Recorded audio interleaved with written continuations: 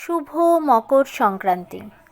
Zia simple লাইফে আপনাদের সকলকে স্বাগত।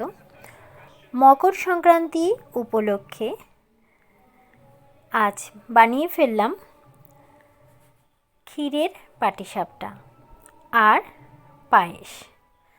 তো বন্ধুরা, সম্পূর্ণ ভিডিওটি দেখার অনুরোধ রইল।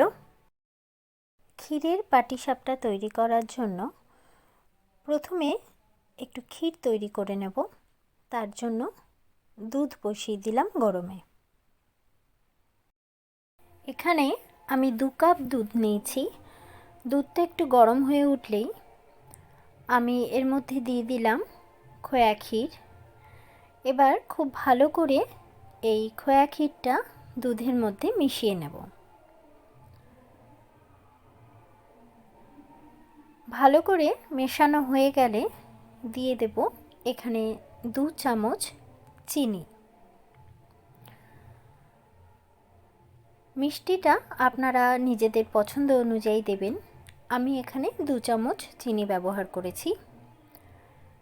এবার ক্ষীরটা যাতে একটু বাইন্ডিং হয় তার জন্য দিয়ে দিচ্ছি 1 চামচ ময়দা।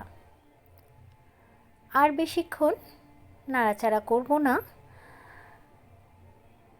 একটু শক্ত হয়ে আসলেই গ্যাসটা আমি বন্ধ করে দিচ্ছি, কারণ ক্ষীরটা ঠান্ডা হলে আরও শক্ত হয়ে যাবে। ক্ষীরটা তৈরি করা হয়ে গেছে। এখন পাটিসাপটা তৈরি করার জন্য একটি ব্যাটার তৈরি করব। আর তার জন্য একটি পাত্রে আমি নিয়ে নিলাম বড় চামচের 2 চামচ ময়দা আর 1 চামচ চালের গুঁড়ো বা চালের আটা। তার সাথে নিয়ে নিচ্ছি খুবই সামান্য পরিমাণে লবণ আর দুধটা কিন্তু এখানে প্রয়োজন অনুযায়ী দিতে হবে, মানে একবারে পুরোটা দিয়ে দেব না, অল্প অল্প করে ব্যাটারটা তৈরি করব আর প্রয়োজন মতন দুধ দেব। তার সাথে দিয়ে দিলাম 1 কাপ চিনি। দেখুন ব্যাটারটা কিন্তু এই রকম তৈরি হবে। এখন পাটিসাপটা তৈরি করার জন্য নিয়ে নিচ্ছি একটি প্লেটে কিছুটা পরিমাণে ঘি আর একটা বেগুনের বোটা। এখন ফ্রাইং প্যান বসিয়ে দিয়ে একটু ঘি মাখিয়ে নিলাম। তারপর দিয়ে দিচ্ছি ব্যাটারটা। এর ওপর থেকে দিয়ে দিলাম তৈরি করা ক্ষীর। খুব সহজেই পাটিসাপটার রোলটা তৈরি করে ফেললাম। দেখুন খুব সুন্দরভাবে এটা তৈরি করা হয়ে গেল।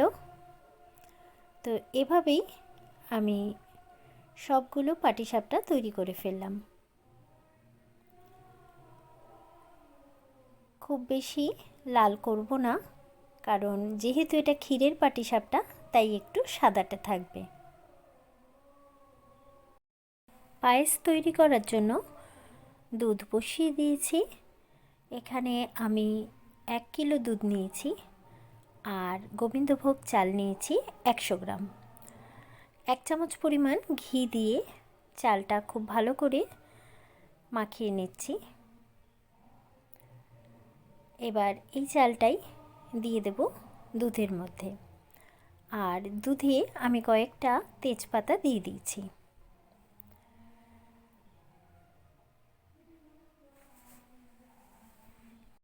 পায়েসের চাল ভালো মতন সেদ্ধ হয়ে গেলে এখন এর মধ্যে দিয়ে দিচ্ছি কিছুটা পরিমাণে গুড়ের বাতাসা আর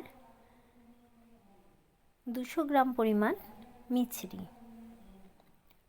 এখন এই সবগুলো দিয়ে খুব ভালো করে নাড়াচাড়া করে নেব। তো পায়েস প্রায় হয়ে গেছে। এখন নামানোর আগে আমি দিয়ে দিচ্ছি 1 চামচ এলাচ গুঁড়ো আর কাজু কিশমিশ। এগুলো দিয়ে খুব ভালো করে নাড়াচাড়া করে পায়েসটা নামিয়ে নেব। তো বন্ধুরা, পৌষ পার্বণ উপলক্ষে আমি বানিয়ে ফেললাম ক্ষীরের পাটিসাপটা ও পায়েস।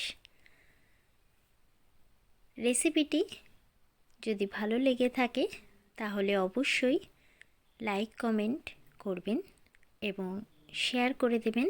পাশে থাকার জন্য অসংখ্য ধন্যবাদ।